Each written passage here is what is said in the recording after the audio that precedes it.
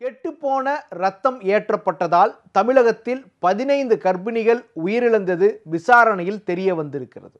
இந்த கொடூரத்தில் தொடர்புடையவர்கள் மீது கிரிமினல் நடவடிக்கை எடுக்க தமிழக அரசு உத்தரவிட்டிருக்கிறது. குற்றம் செய்தது யார்?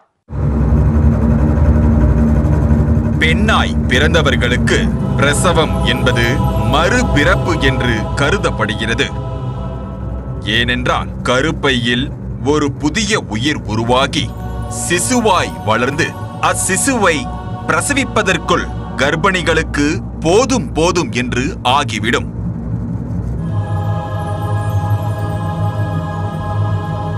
கர்ப்பிணிகளுக்கு உதவி செய்யும் நோக்கில் பல்வேறு உதவி திட்டங்களை அரசு அறிவித்தாலும் தர்மபுரி, கிருஷ்ணகிரி, ஓசூர் ஆகிய நகரங்களில் அமைந்துள்ள அரசு மருத்துவமனைகளில் கர்ப்பிணிகளின் உயிர் போக அரசு பணியாளர்களே காரணமாக இருந்த கொடூரம் வெளிச்சத்திற்கு வந்துள்ளது.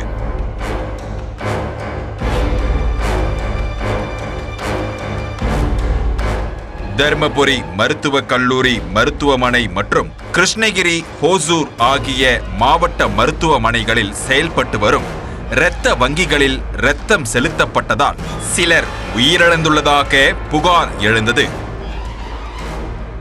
பலர் தொற்று நோய்களால் பாதிக்கப்பட்டதாகவும் குற்றச்சாட்டு எழுந்தது.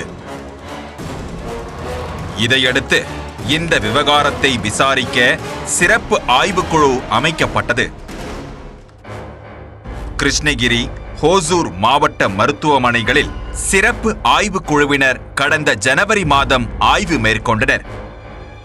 அரசு மருத்துவமனைகளில் செயல்பட்டு வரும் இரத்த வங்கிகள் முறையாக பராமரிக்கப்படாதது ஆய்வில் கண்டுபிடிக்கப்பட்டது. பரிந்துரைக்கப்பட்ட வெப்பநிலையில் இரத்த வங்கி பராமரிக்கப்படாததால் சேகரிக்கப்பட்ட இரத்தம் தகுதியற்றதாக மாறிவிட்டதாகவும் அறிக்கை அளிக்கப்பட்டுள்ளது. ஆனால் இது தெரிந்தும் கெட்டுப்போன இரத்தத்தை பயன்படுத்தலாம் என்று சில மருத்துவர்கள் சான்று வழங்கியதும் விசாரணையில் தெரிய வந்தது. இரத்த வங்கி பணியாளர்கள், மருத்துவர்கள், செவிலியர்கள் ஆகியோரின் அஜாக்கிரதையால் சுமார் 15 கர்ப்பிணிகள் உயிரிழந்துள்ளதாகவும் விசாரணை குழுவின் விசாரணையில் தெரிய வந்துள்ளது. முழுமையான விசாரணை அறிக்கை சுகாதாரத்துறை செயலர் பீலா ராஜேஷிடம் ஆய்வுக்குழுவினர் அறிக்கையாக தாக்கல் செய்துள்ளனர். அறிக்கையை படித்து அதிர்ச்சியடைந்த சுகாதாரத்துறை செயலர் பீலா ராஜேஷ் இது தொடர்பாக தவறு செய்த அதிகாரிகள் மீது நடவடிக்கை எடுக்க உத்தரவிட்டார். தர்மபுரி இரத்த வங்கி மருத்துவர் சந்திரசேகர், செவிலியர்கள், தொழில்நுட்ப பணியாளர்கள் என 12 பேர் மீது துறை ரீதியான ஒழுங்கு நடவடிக்கை எடுக்க உத்தரவிடப்பட்டது. இதேபோல கிருஷ்ணகிரி, ஓசூர் அரசு மருத்துவமனைகளிலும் 2 மருத்துவர்கள், 12 செவிலியர்கள், 4 ஆய்வக உதவியாளர்கள் ஆகியோர் மீது நடவடிக்கை எடுக்க மருத்துவ பணிகள் இயக்குனர் ருக்மணிக்கு தமிழக அரசு உத்தரவிட்டுள்ளது. பணியின் போது அரசு பணியாளர்கள் கவனக்குறைவாக செயல்பட்டதால் 15 அப்பாவி உயிர்கள் பறிபோயுள்ளன.